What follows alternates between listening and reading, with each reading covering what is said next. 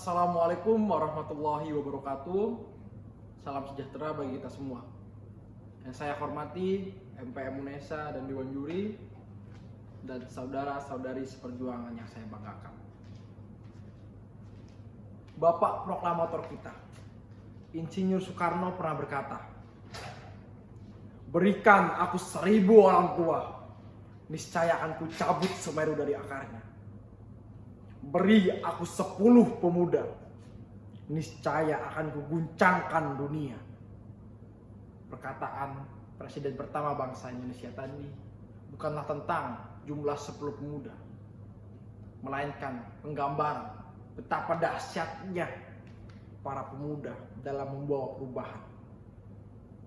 Dalam kesempatan yang baik ini, saya akan menyampaikan hal yang selaras dan berkesinambungan akan hal tersebut, yaitu pendidikan berkualitas. Di mana salah satu dampak dengan adanya pendidikan berkualitas adalah mampu membuat para pemuda-pemuda, mahasiswa-mahasiswa yang ada di Indonesia siap menjadi social control, agent of change, dan sebagai moral force bagi bangsa Indonesia. Oleh karena itu, pendidikan menjadi landasan yang kuat dan merupakan hal yang krusial, di mana pertumbuhan dan perkembangan individu maupun kelompok bergantung akan hal itu. Pentingnya pendidikan berkualitas. Pendidikan berkualitas bukan hanya hak, tapi juga merupakan kewajiban bagi setiap individu. Karena output yang diberikan dengan adanya pendidikan berkualitas menjadi bekal kita. Seperti yang kita tahu, kita adalah generasi yang digadang-gadang menjadi emasnya Indonesia nanti di tahun 2045. Dan sebagai pembentuk dari iron stock yang dimiliki bangsa Indonesia agar siap menghadapi perubahan dunia yang cepat.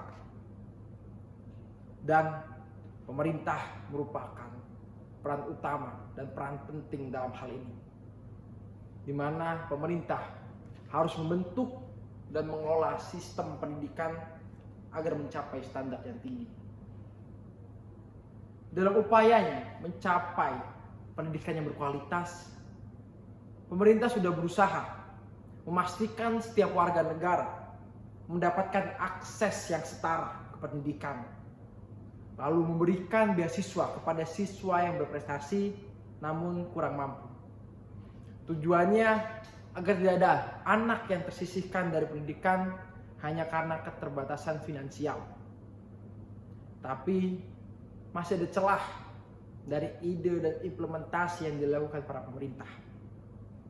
Karena menurut data, fakta, dan kehidupan nyatanya, kesenjangan pendidikan masih eksis, di mana tempat-tempat terpencil masih kekurangan sumber daya manusia dalam pengajaran. Lalu juga spot-spot sekolah-sekolah masih kurang di daerah-daerah itu. Lalu apa yang bisa dilakukan oleh pemerintah? Saya sebagai individu, mahasiswa, pemuda Indonesia yang akan secara langsung berkontribusi kepada Indonesia, mempunyai saran yang mungkin bisa menjadi solusi akan hal itu. Dalam menyelesaikan kesenjangan pendidikan tersebut, pemerintah harus lebih memberikan upaya yang signifikan khusus pada daerah-daerah yang terpencil, memberikan akses transportasi pendidikan, memfokuskan guru-guru agar sampai pada daerah-daerah yang terpencil, karena itu adalah mencakup hal-hal yang berpengaruh pada pendidikan berkualitas. Dan kita sebagai mahasiswa jangan hanya berpangku tangan terhadap pemerintah. Mari kita lakukan, implementasikan ilmu-ilmu yang telah kita dapatkan selama perkuliahan. Kita lakukan 4 budaya mahasiswa: menulis, membaca, berdiskusi, dan aksi. Kita ikuti kegiatan-kegiatan, melakukan pelajaran-pelajaran di daerah tempat-tempat terkecil. Ingat, kita adalah salah satu merupakan bentuk agent of change dan iron stock yang dibanggakan para pendahulu kita. Jangan sia-siakan ilmu yang yang kita dapatkan, kita berikan, kita sebarkan, kita kobarkan dalam hati kita semangat pejuang kita. Jangan ada kata menyerah, karena kalau bukan kita, siapa lagi? Sebagai kata penutup, Soekarno pernah berkata, 1000 orang tua bisa bermimpi, tapi 1 orang pemuda bisa berubah dunia. Sekian dari saya, Fardian Santoso, pamit undur diri. Assalamualaikum warahmatullahi wabarakatuh.